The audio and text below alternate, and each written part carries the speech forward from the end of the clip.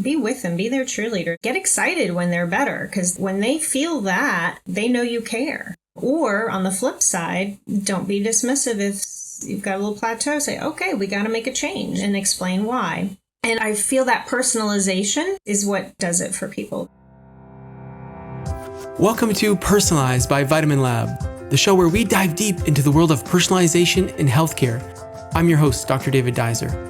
Please remember that the following discussion is for educational purposes only, and it's not intended to diagnose or treat any disease. Speak with your healthcare practitioner first before integrating anything that you learned today.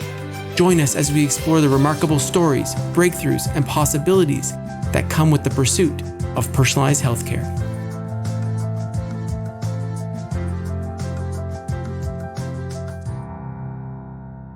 Welcome back to Personalized. I'm your host, Dr. David Deiser. Thanks so much for tuning in. Today on the show, I chatted with Suzanne Swearengen. Suzanne's board certified in both acupuncture and Chinese herbal medicine.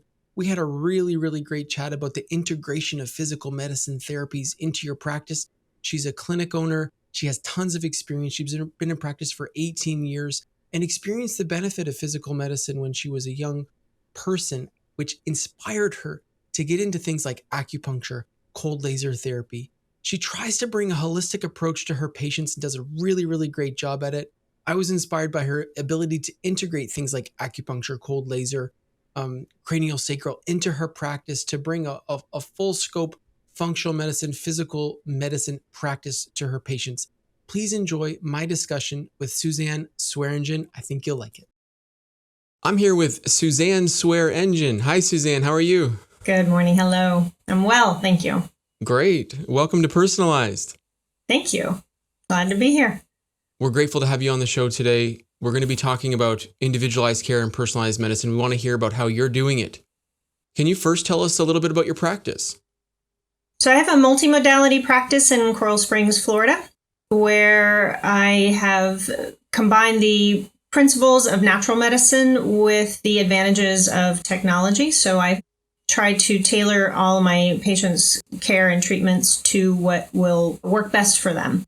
So if I need a little extra help from technology, I have that at my disposal, which is a really great tool. Oh, excellent. Tell me about some of the technologies that you have. So we use laser therapy, of course. We also have a red light panel room to just encourage cellular regeneration. The light therapy helps with mood for a lot of people. They feel more at ease when they get to use that regularly.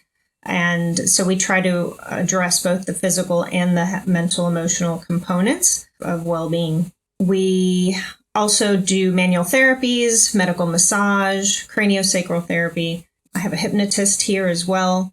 We do injection therapy. So you always using natural substances. So we have a wide variety of tools in the medicine bag. Yeah, you really do. I've always been interested in the red light room idea. I know there's some companies around here that do that. Yeah. And I was playing around with maybe getting one for myself or having one just for maybe one of the walls in the clinic.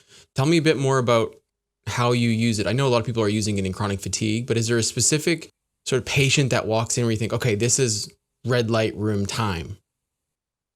Yes. So if I detect that the immune system or in the lymphatic system could use a little extra help, I find that is always a case for that. So if they're feeling sluggish, if they have multiple areas of pain or systemic inflammation, I find that is always a go-to. And then, of course, skin issues. Right. How long are the treatments? How long are you doing the red light for? The red light's 20 minutes. And our system is programmable for various goals. So you have skin or rejuvenation or anti-inflammatory or acute pain. I myself have gone in there. If I get some neck tension that's triggering a tension headache, I'll go in there for 20 minutes and follow that up with a little bit of cupping. And that usually will take care of it right away. Very cool. Are you changing the wavelength and the intensity? Like you're doing a joule shift or a pulsation shift? Mm-hmm. Yeah, most of it I find seems to be a pulsation shift. Although I think with the skin issues, the joules are going to be a little different because you need more superficial layers addressed, as where pain and inflammation is going to be a deeper The fortunate thing is there are others who've done the research for me and the programming. And then if I need to add something or change something, I can do that in some instances for a customized approach. What do you think about a small clinic having that? I mean, first of all, how many rooms in your clinic do you have? How did you decide to make one room just for this? Just that. So we have 5 rooms. One room is fairly small. It was used for an office, but I felt it was wasted space. It's a perfect room for it because it is small. We have multiple panels in there. So that is one benefit where you can address front and back. We'd thought about getting a bed because those are also available, but they take up a tremendous amount of room. Plus, they're really expensive. And then my patients with limitations would never be able to get in and out of that. Mm-hmm, it's shaped kind of like a tanning bed. So we opted for panels, and we have a situation where if someone needs to recline in a chair that is easy for them to get in and out of, we can do that. We can rotate the panels. They're movable. So we have a nice setup. And to my understanding, I think we're the only ones in our immediate area for sure that have this. Wow. That's a really cool setup. I've got a room like that too. I know a lot of clinics have these tiny spaces that are just not usable. Yeah. And there could be so much value. Like when I think about patient care, I think about how many contacts can we have to build this thing where we feel like we're working as a solid team. Right? Like how many contacts does it take? Usually it's like 3, maybe 4 contacts, and people are like, wow, we're really a team here. And I think having something like that where you have someone coming into the clinic, catching the vibe, seeing what the practitioner's up to, seeing how everyone's so passionate about what they're doing, and then just going and sitting and having a treatment, I think it can be really powerful. Absolutely. I agree. It's nice to have that synergy. Oh yeah, completely. How long have you been doing cold laser therapy for? Oh gosh, 2008, I believe, is when I first started using that. Wow. We were fortunate to have one donated to our naturopathic college.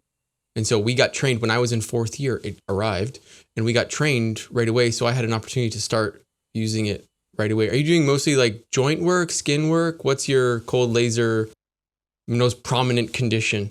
Pain, nerve pain, I'd say. Sure. That's anytime there's nerve pain or nerve involvement, I almost always incorporate the laser either as a sole method or sometimes adjunctively to acupuncture.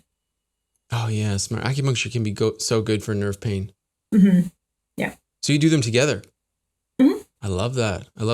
Tell me about the process. What's the process of doing a treatment that includes both of those? Well, it depends on which one is the primary. So I use them back and forth again, depending on the situation. So for example, I often have patients who are afraid of needles. And if the situation is appropriate and beneficial, I'll say, well, we can do laser. And we'll do laser. And sometimes they'll hit a little plateau, as happens in treatment. And then I'll really encourage them to try acupuncture. Just a couple of points. Let's just to kind of move it along. And by then, they're usually pretty comfortable with the idea of trying it. And so in that scenario, I would do, let's just use low back pain as an example. I would put a few points in the lumbar spine area. And then I apply the laser to the vertebrae, the directly affected vertebrae for that. So in that case, they would get about 10 minutes of laser and then 20, 30 minutes of acupuncture resting on the table. And the flip side, if it's someone who, is the other way around, or again, if there's a nerve factor, I'll do systemically acupuncture and then to address all the parts and pieces. And then if there's, say, I'll use plantar fasciitis as an example. So foot pain in the foot, then I might do 2 to 3 minutes of laser at the sole of the foot. So that would be adjunctive to that. After the acupuncture treatment? Yeah. Mm-hmm. Yep. Okay, cool. Yeah. Yeah, very cool. Do you normally notice that people get a little worse after, or do people get a little bit better afterwards? Usually it's better. Yeah. The only time it happens if they feel a little worse after laser therapy, cold laser therapy, is if there is a little bit of an over-treatment. So first treatment, I always tell people, if you feel worse in the first 12 to 24 hours, don't panic. Just let me know. It really just means you might need 1 or 2 minutes less of laser. Everybody's body responds a little differently. So we just adjust accordingly. And it's literally 1 or 2 minutes difference. Wow. Yeah. Do you have cookie cutter plans for the frequency of laser? Do you say like this condition, I do 8 treatments? Not for conditions. It's more about severity of condition. So there are protocols that have been set forth with research or by research. And I typically will follow that as I guess I'll call it the maximum. And then if it's an acute situation where it hasn't been going on very long, I tweaked my neck or something like that, and it's just been a few days or a couple of weeks, more often than not, they're not going to need as many treatments. So it is still somewhat tailored to that individual. I'm not going to tell somebody who has that scenario and someone who's been dealing with chronic pain for multiple years in a particular area of the body the same duration of treatment. Yeah, right. Yeah. I feel the same way. I always say right up front, like, my favorite study for this pathology was 10 treatments. Right. They did it every day for 2 weeks. That's not reasonable. You probably don't need as much, but let's do this amount and assess severity and frequency at that time and rebuild. Yeah. Tell me a little bit about your practice building technique. It sounds like you've got a pretty good rhythm going. I think the listeners will be interested to know, say if you're sort of a young doc coming out of school and you're looking to build your career, what has been the thing that's really worked for you? What has helped your clinic really grow? First, that's a good one. Honestly, word of mouth. Treat your patients with kindness and care about them versus be with them, be their cheerleader to help, get excited when they're better, because when they feel that, they know you care. Or on the flip side, don't be dismissive if you've got a little plateau. Say, okay, we got to make a change. And explain why. And I feel that personalization is what does it for people. They feel like an extended part of the family without getting, too personal. Obviously, you keep it professional. But I find word of mouth has really been the best thing. We've tried various forms of marketing. We do have our online presence, of course, is great. That has our second biggest source of, new patients and things of that nature. Third comes referrals from other physicians. So have some presence in the community and make those meaningful connections with the people that come through your door. Right. I like that. Now we have like a 3-pillar approach from Suzanne. I love it. How do you generate the referrals through word of mouth? Do you have like specific techniques that your office is using, or are you asking the person for referrals, or are you literally just providing the best possible care you can and allow them to speak to their community? First and foremost, exactly that. I provide them the best service I possibly can and make them feel appreciated, valued, and their goals are valued by us as well, their health goals. That's the biggest part. We do have an incentive program. So if they refer us somebody and they proceed with treatment, we give them a $10 coupon towards a supplement or a liniment or anything we have in house that they would like to purchase. That's basically been it. I don't like to hound people for referrals and that type of thing. They come here to relax, not be bombarded with, hey, do this for me. But on the downside, I do feel I need to try to get them to help us update our online reviews and things like that. So I do that more through maybe blast emails, or if it's one of my patients that I know is a little more tech savvy and comfortable, say, hey, next time you're online, can you just help us up, have some updated reviews? Feel free to do that at your convenience. And I find that works really well. Is your primary modality acupuncture? I'd say mostly, yeah. Mostly. And do people mostly come to see you for pain? We see the gamut of all kinds of things. I see a lot of pain cases, but honestly, we're the last resort for so many people. It happens a lot. Good news is that once they realize the benefits, then my existing patients will come to me first more often than not.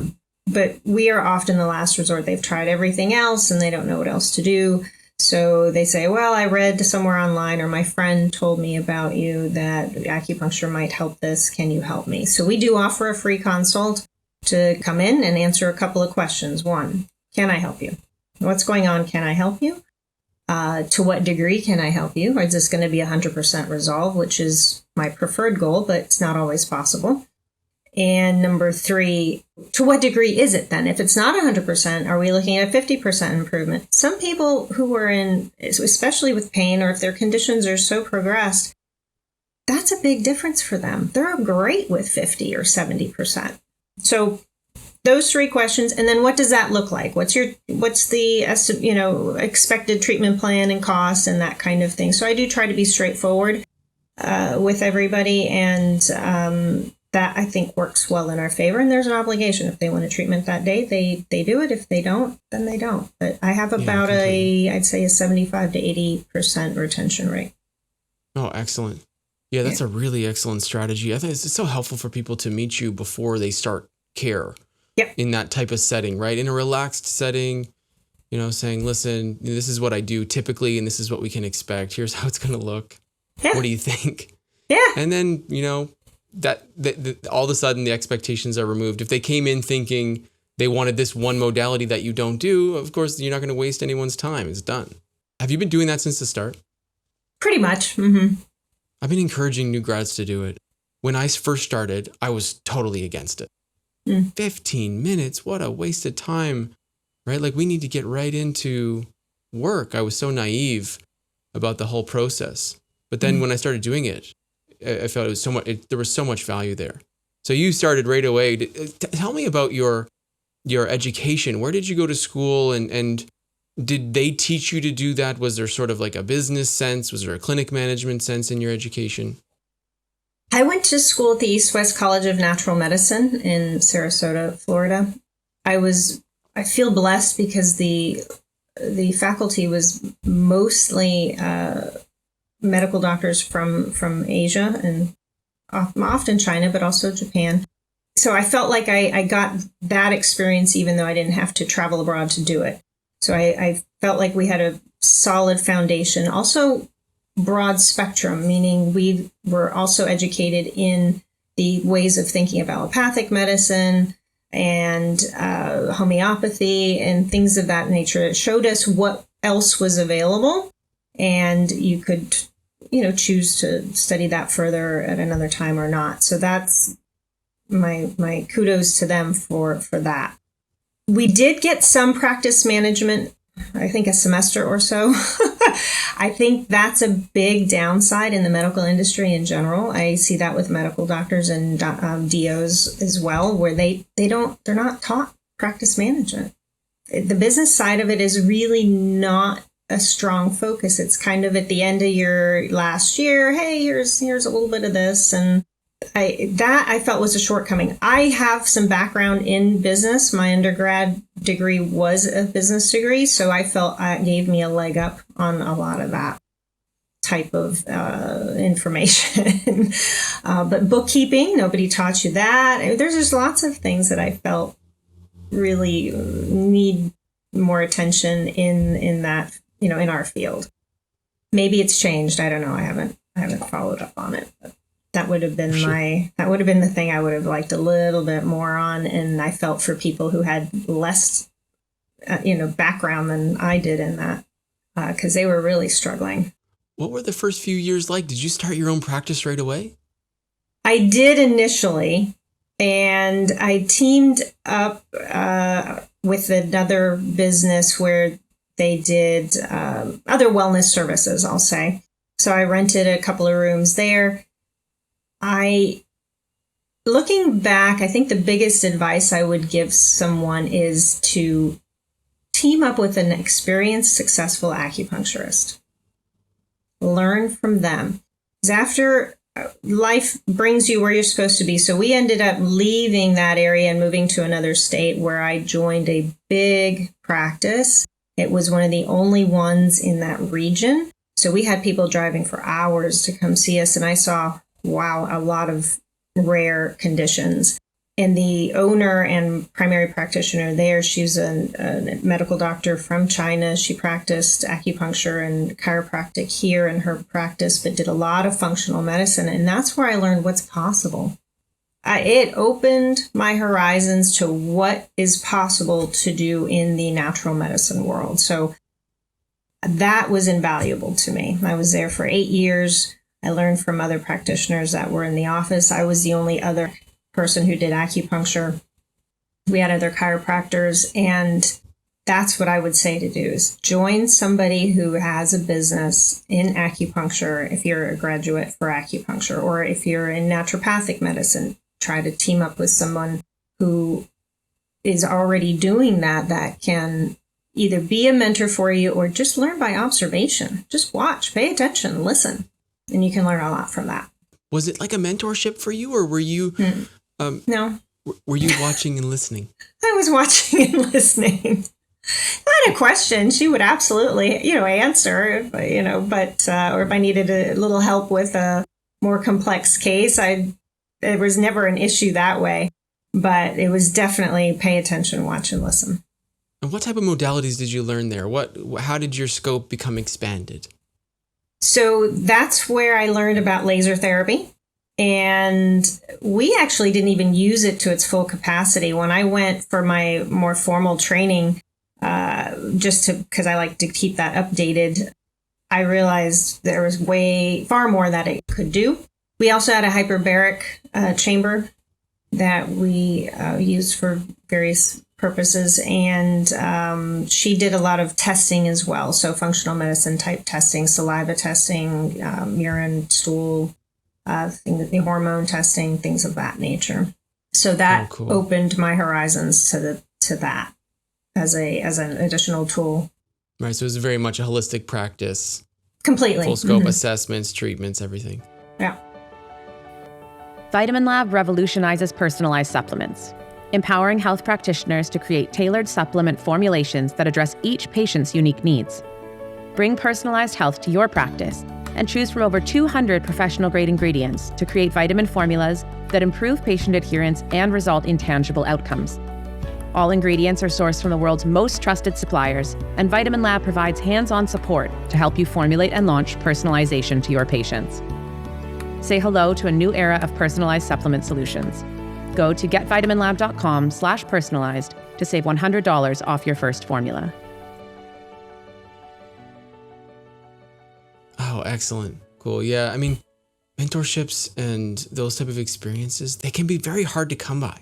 Mm-hmm. Like, did you apply for this position? How did you get into this role? It's pretty funny you say that. So it was an area we had lived at before, and we were trying to figure out where we were going to land next. And when we were visiting, people would ask, what do you do? And I tell them what I do. And they say, oh, do you know Dr. So-and-so? And I say, no. Oh my gosh, everybody goes to her. And I thought, interesting. So I did a little investigating. I said, wow, that's a pretty good sized practice. Maybe she needs an extra hand. So I just reached out. Oh, wow. You reached out. Cold email. Nice. Oh, I love it. And it just so happened she had somebody who had just left maybe within a year of my contact with her. And we had lunch, did a casual interview and then a more formal interview. And I went and she said, okay, get your license for this state. Let's go. And wow. Yeah. Amazing. Cool. So, what a story. Oh, I that's love a cool that. Story, I love right? that. I mean, it's quite empowering, right? For young grads who are like, whoa, what are we doing next? Yeah. Where does this go? Yeah. You had a cold email, ended up spending 8 years in the clinic, and it changed sort of the trajectory of the way that you're working with patients. Yep. Love it.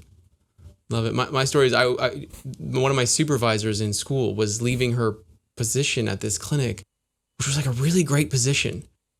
And she was just like, there aren't very many chairs in this city that are like this one. You should probably take this.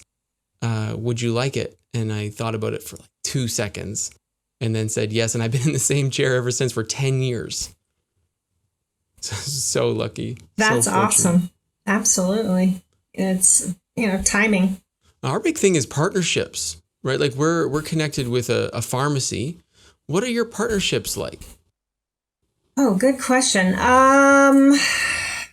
I'd say, I mean, I have some labs I use. One happens to be one I was using in South Carolina, but they happen to be 20 minutes down the road from me here. So I feel like I have a good connection with them. I've been able to tour the lab, and if I have a question, I can easily pick up the phone and get somebody. I send my patients if we need testing directly to the lab versus doing a kit draw or something like that, just because I know they're going to get the best experience there with a blood draw. Imaging, I have a relationship with an imaging center that will do self-pay for patients if for some reason they don't have insurance or something something excellent. Of that nature. And then I do have dispensaries for customized nutrients, or where I can add some herbs if I need to do that.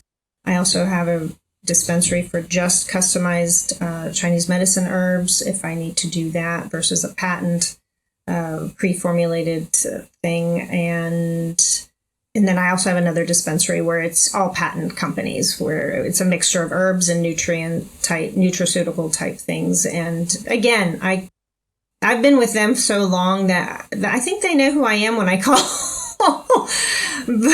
which is good. Definitely.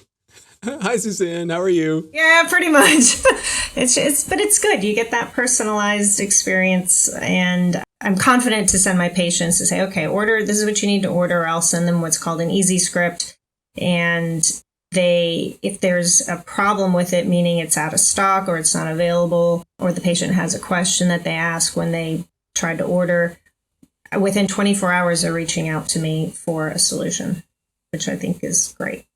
That sounds like you're well connected in the community.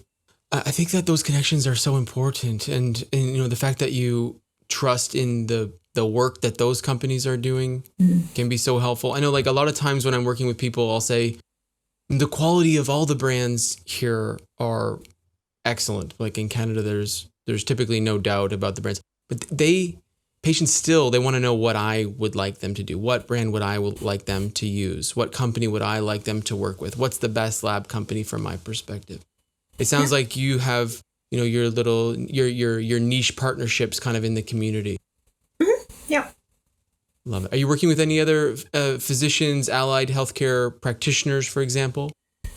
Yeah. We have an integrative physician. She's a medical doctor, and she does mostly telehealth, but we will sometimes meet a patient here if she needs to see them in person for some reason. So we have a great relationship that way, and we refer as is appropriate.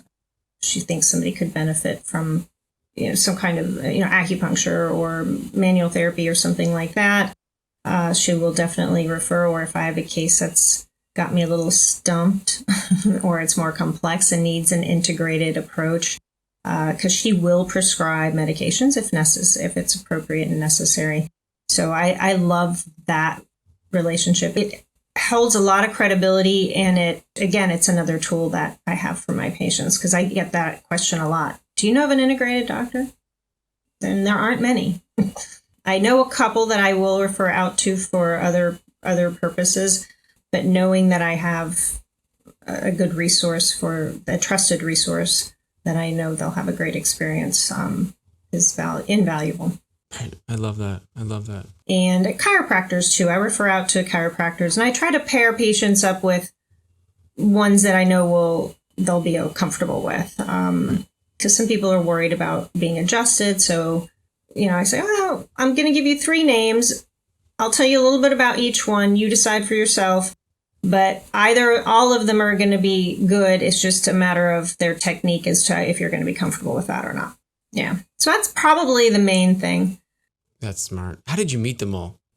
Honestly, through patients. I get to know my patients. It's really word of mouth. And so if I start hearing positive things about a particular chiropractor more often than not, or even a physician as well, then I think, okay, I'm going to make note of that. and then share that with someone else and say, hey, I've heard this person's really good. And I think it would be good to connect with them and make an appointment. I think they can help you with, whatever it is. Sometimes we need an MRI, and I, by law, can order an MRI, but insurance companies are not familiar with state laws, even though they might be in that state. Frustrating industry. But so then I'll refer them to a physician that for evaluation to see if it's appropriate, but then more than likely their insurance will pay for it. So those are the situations where I would need something like that. It's definitely so interesting about how patients talk about chiropractors. You get to know the community without actually meeting them, right? Like, oh, this fellow adjusts me top to bottom and changes my life every week. And then you hear the next story that comes in from a different patient about a different chiropractor. It's like, oh, they never touched me and I feel better than ever. It's some energetic therapy that they do or some sort of different modality you've never heard of, but there's no adjusting.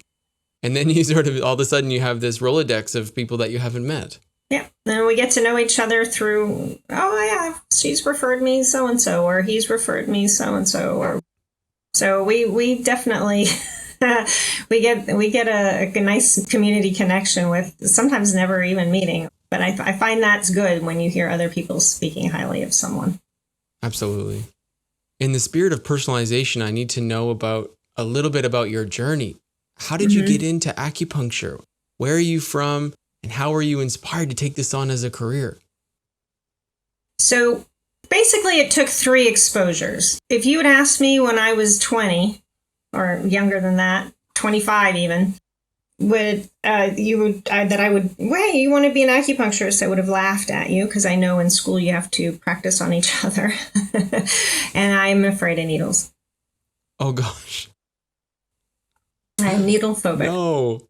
So that would have been the furthest thing on my radar. And however, so as a teenager, my parents had acupuncture for various things. And I remember the practitioner my mom went to would do little weekend acupressure class kind of thing. And she would bring me along, and it became a little bit, I don't know about less scary, but definitely more interesting. I thought, this is interesting. So I knew it worked. I knew it seemed to do something. But again, not something I was going to jump into.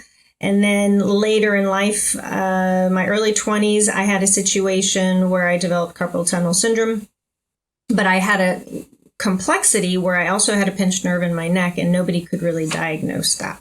So I went to a natural practitioner to see if, this was overseas actually in Germany, to see what they could do, because my inclination was always going to be natural medicine, because that's how I grew up. We didn't take Pepto. We drank mint tea or chamomile or fennel tea if your stomach was upset. That was our first course of action. If you needed something stronger later, if that wasn't working, then we did that. But first course of action was Mother Nature.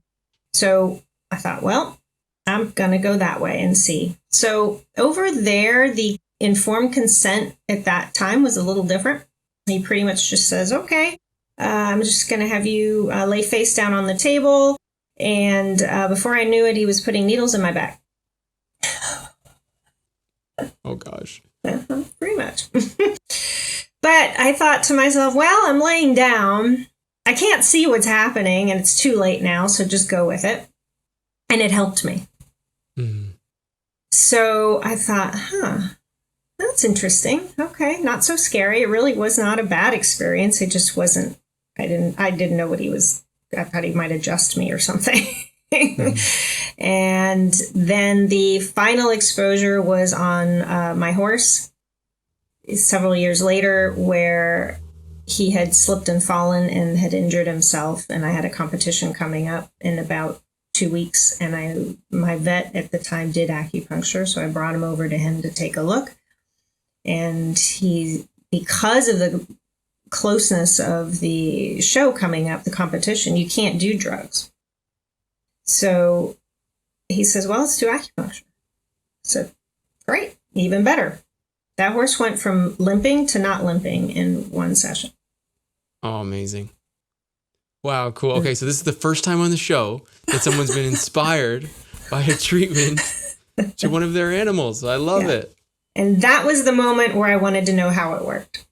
Yeah, now you're all in. Yeah. Oh, Yeah. cool. Cool. I bet you tell that story to patients a lot. I do. Yeah. My horse. Well, You should have people seen ask it. me, how'd you get into this? I'm like, well, it's actually my Yeah. horse. Changed my horse's life. Probably do the same for you. Yeah. I love that. Oh, Yeah. that's so cool. That's so cool. So then did you go to school right away after that? Pretty close. How soon after the horse being cured? So then I started looking into, schools, research schools. What did it cost? Just started doing my due diligence. But I would say within a year and a half from that point. Nice. Yeah. Right in. Yeah. So now have this awesome practice and things are going really well and people are healing because of the work you're doing. For this show, I'm interested in that work and the framework that you use to accomplish that work. So basically, we're talking about how we're treating the person and not the condition. What is your personalization approach? How do you holistically view a case and then treat that person in front of you?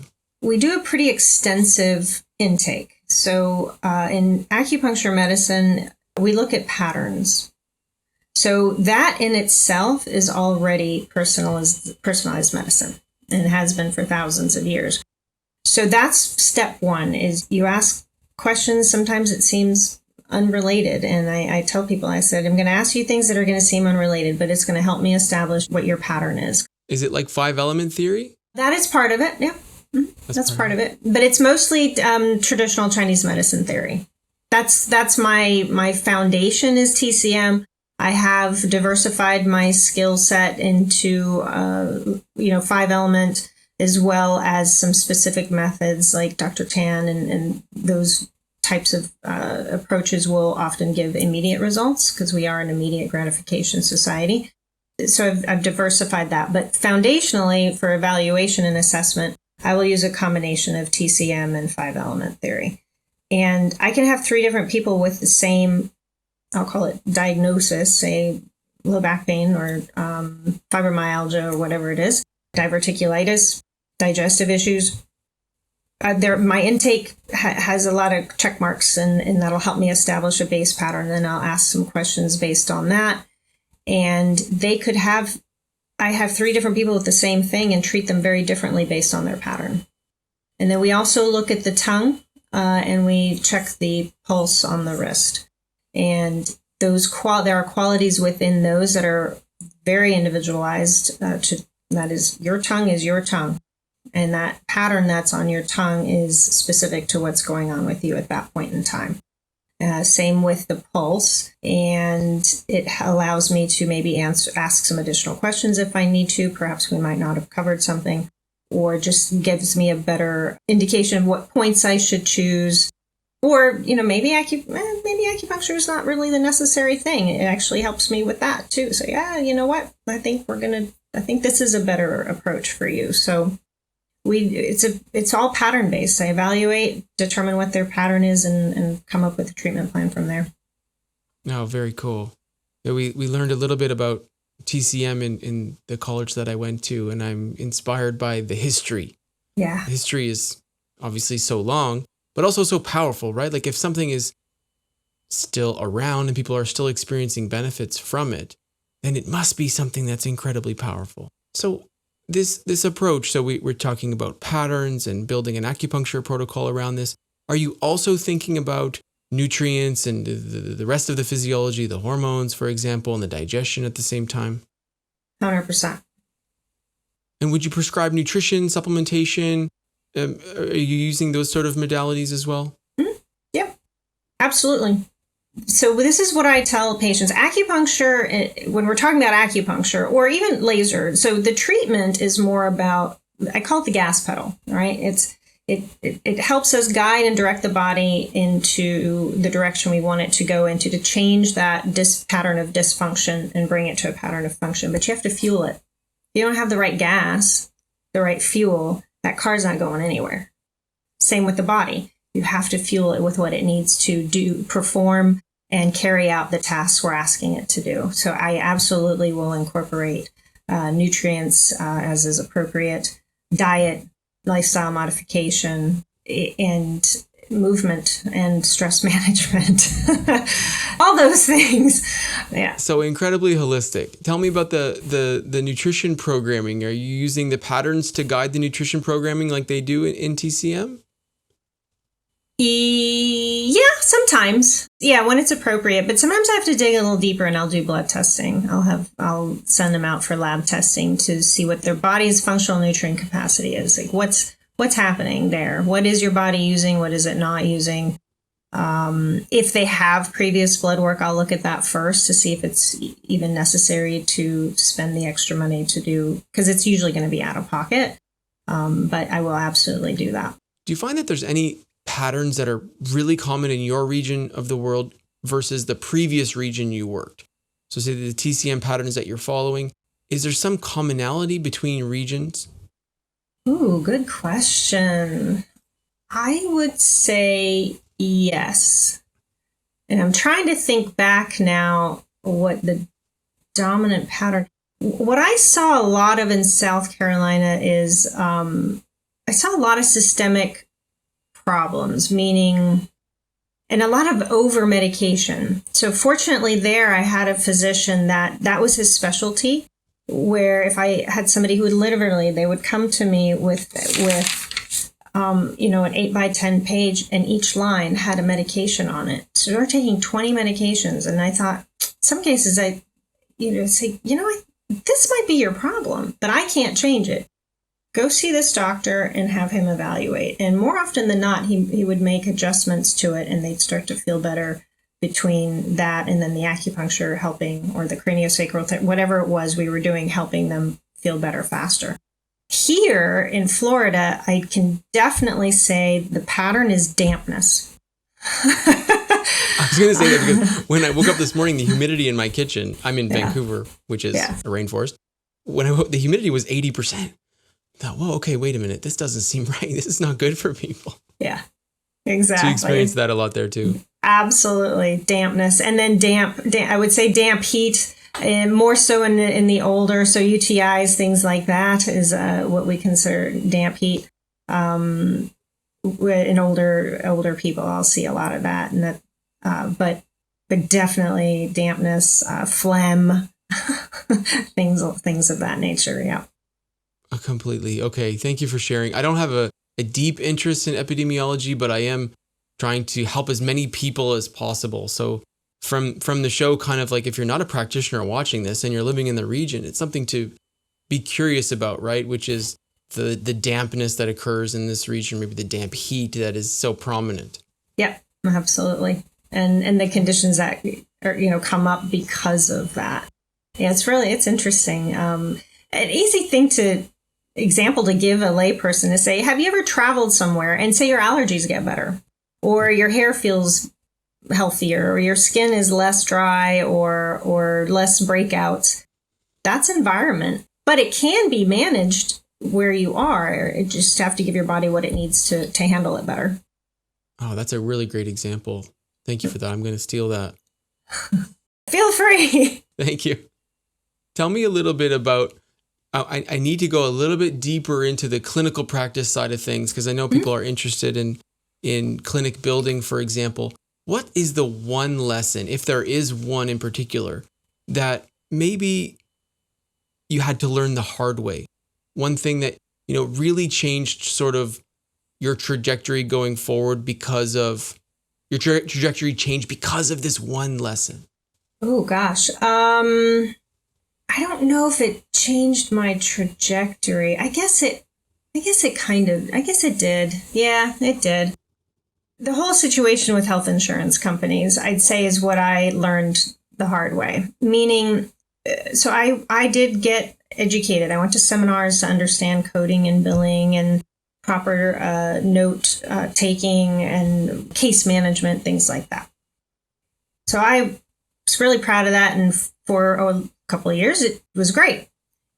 I didn't know the ever-changing dynamics of what the health industry does to the medical industry. And I used to think we were just being picked on because we're the small guy. But I have since learned from people who work in hospitals or big billing companies that it wasn't just us. They changed the rules And they change them without really a lot of notification. You can go digging for it, but if you don't really know until they start denying things.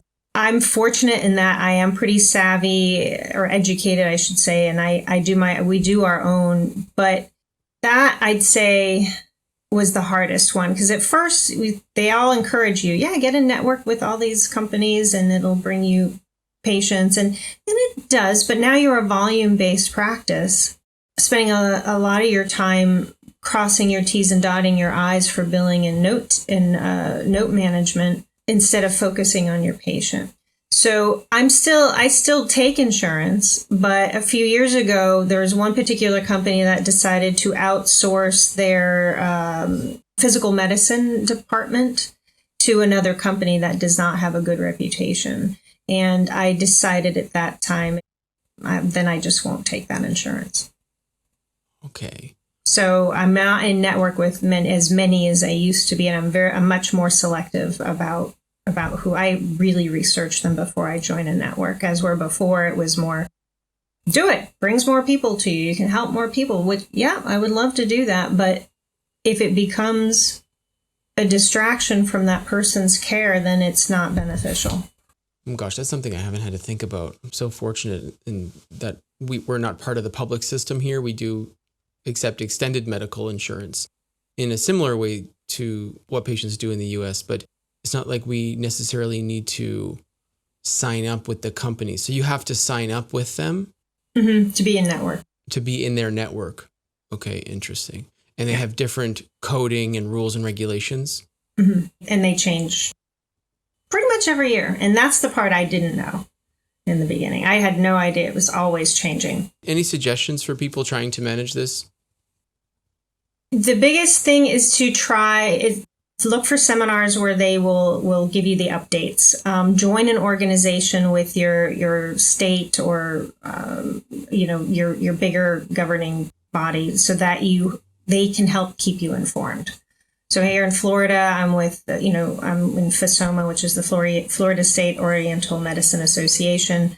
They're quite good about resources and helping practitioners stay on top of things that are changing. The only other one I know off the top of my head that currently is teaching things like billing, and it's not just it's the American Acupuncture Council, but they also cross over into other modalities. So going to their website, I think, would be helpful for somebody to find webinars or in-person seminars that will help them stay on top of it. And that's the biggest piece of advice, is stay educated with it at least every couple of years. Stay connected with your association, hey? Yeah. Good advice. What is one thing that our viewers, your patients, anyone watching this might not know about you that's unique to you? In the spirit of personalization, tell us something that people may not know.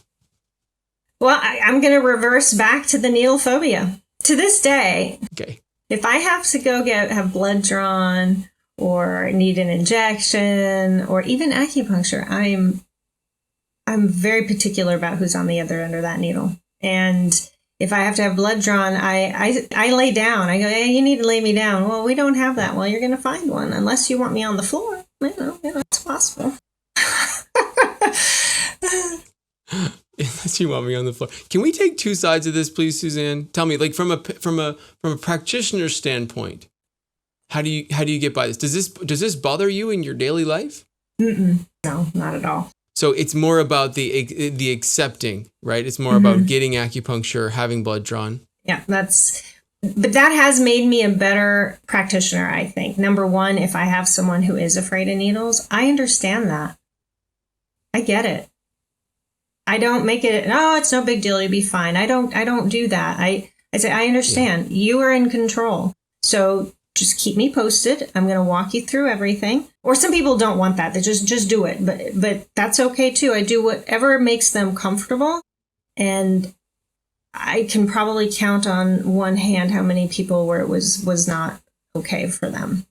And one needle and they go, oh, no, the anxiety was just too much. But more often than not, I'd say that's so rare, because I understand it. I get it. And I think that's made me perfect my needling technique, and also with injections. I can't tell you how many times I'll maybe do a B12 or something, and they haven't even known I'm finished. They're like, what? You're done?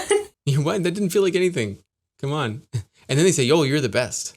And then they tell all their friends, you want the most seamless B12 shot ever? It doesn't feel like anything. Is that your key suggestion, the communication piece? I think it's more about empathy. Understand, being able to empathize with what that person's feeling. And even if they're not afraid of needles, or even with people who have had acupuncture, if it's their first visit with me, I just keep them informed. I'm like, okay, I'm going to start. You're always going to know where I am. I just give them the little process, and I say, hey, if I'm going too fast for you, let me know. I think because of that, I don't belittle them. I understand it, and it's most important that they're comfortable on the table while they're in treatment. This should be their place of healing and restoration. It shouldn't have to be a pain, no gain thing. It's not necessary. Definitely. I fully agree with you. Sometimes it can be difficult to tap into the empathy. I'd say that's probably the main thing. A lot of people don't realize that because, why would an acupuncturist be That's the afraid main of thing. needles? And you can tap into your empathy because of your experience. It makes it so easy. For me, it's the heights. So if someone's afraid of something, then I'll have to tap into the fact that I can't be 2 floors above sea level. But we used to do virtual reality therapy in the practice. So it was for phobias. So we would put the glasses on, and we'd put people like at the top of a building, and they'd have to look over the building. And for the first few minutes, it feels like a video game. But then after that sort of 3 to 4 minute mark, the brain starts to feel like, oh, this is real life now. We're actually at the top of a building. Consciously, you're fine. But subconsciously, that fear starts to rise. So I had the fortunate ability to do some exposure therapy using VR technique. And I don't do it anymore, but it was really, really cool. That sounds really cool. I haven't heard of that. The company's called Amelia. Amelia. They were called Science, but now they're called Amelia. And so they send you the headset in the game. And then there's a series of phobias you can pick from, like spiders and public speaking, for example. And then people just sit and play the game. And after a certain number of exposures, you can track their heart rate variability and see that there's improvements. It's really cool. Oh, interesting. I was just going to ask you about how you track the improvement other than maybe just feedback from the patient. Because I've done neurofeedback too, so it sounded similar to a neurofeedback type approach. Similar idea. Super cool. So the needles, I get it. Oh, totally. Well, listen, Suzanne, we learned so much from you today. I'm inspired by your story and your practice as a clinic owner myself, interested in tech and combining tech with our traditional practices. You're really doing it, and you've been doing it for a long time. Mm-hmm. Yep. Well, thanks so much for meeting with us. Anything you'd like to share with the listeners about how we could connect with you? How can we reach out? How can we get to know more about you? The best bet is to, you can send us an email or give us a call. I can, our website says quite a bit about us. So either way, I would go to awcof.com. So it stands for Acupuncture Wellness Center of Florida, awcof.com or info@awcof.com. And I get those directly. My front desk will also see those, so they generally aren't missed. And because we're still a personalized type practice, I'm very much hands-on with that, and that would be more than likely your best option. And what's your social media handles? So I mostly do have Facebook. We do have an Instagram, but Acupuncture Wellness Center of Florida on Facebook is where we are. And I don't do a lot of Twitter and that kind of thing. It's a distraction. It's a distraction. There you go. And I feel people get addicted to it, and I don't really want to be a part of that. But totally. We do have an account, but we don't really use it. But the Facebook we stay on top of, which does correlate to our Instagram. So. Well, thanks so much for sharing your journey with us, Suzanne. We're grateful to have had you on the podcast. Thanks for your time. Thanks for having me, and this was fun, so I appreciate that. It was a good way to start the day. Cool. Chat again, okay? Thank you. Thank you. Thanks for joining us for today's discussion. What about today's podcast resonated with you? Be sure to tag at Dr. David Deiser and at Get Vitamin Lab. If you're learning from and enjoying this podcast, please let us know by subscribing to our YouTube channel and follow the show on Spotify and Apple. And don't forget to leave us a review. It's the best way to support our podcast, and it helps others find us. To learn more or book a demo to explore what personalization could do for your practice, please go to www.getvitaminlab.com/personalized.